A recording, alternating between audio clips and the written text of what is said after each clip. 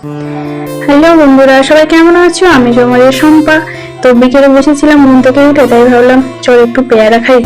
তো যেমন কথা তেমনই কাজ, তাই চলে গেলাম আমি আর আমার মা গাছে পেয়ারা পাড়তে। আর গাছে না পেয়ারাগুলো বেশি বড় হয়নি, ছোট ছোটই ছিল। তো একটা বড় দেখে একটাই পারবো। তো আমার শরীরটা খুব খারাপ, বুঝলে তো। আর এই গাছটা আরো দুটো হয়েছে একদম গোড়া, এই গাছটা একটা অন্য গাছ। আর আমার মা তো পেয়ারাগুলো বড় হওয়ার জন্য প্লাস্টিক বেঁধে রেখেছিল, ওই প্লাস্টিকটা খুলে মা দেখাচ্ছে, দেখো পেয়ারাগুলো এখনো অনেক ছোট ছোট, এগুলো অনেক বড় বড় হয় আর খেতেও খুব মিষ্টি হয় আমাদের এই গাছটা। তো আমার খুব শরীরটা খারাপ, ঠান্ডা লেগেছে, গলার ভয়েসটা তুমি একটু প্লিজ মানিয়ে নিও। তো দেখো এই একটাই বড় পেয়ারাটা পারো, আমার মা বলছে একটা পেয়ারা পারতে পারিস না, বলে আমার মা একটু হেল্প করে দিল। তো পেয়ারা নিয়ে চলে এলাম। এবার বাটিতে জল নিয়েছি, পেয়ারাটাকে ধুয়ে খোসাটা ছাড়িয়ে নেবো। তো যেমন কথা তেমন কাজ, তাই খোসাটাকে ছাড়িয়ে নিলাম।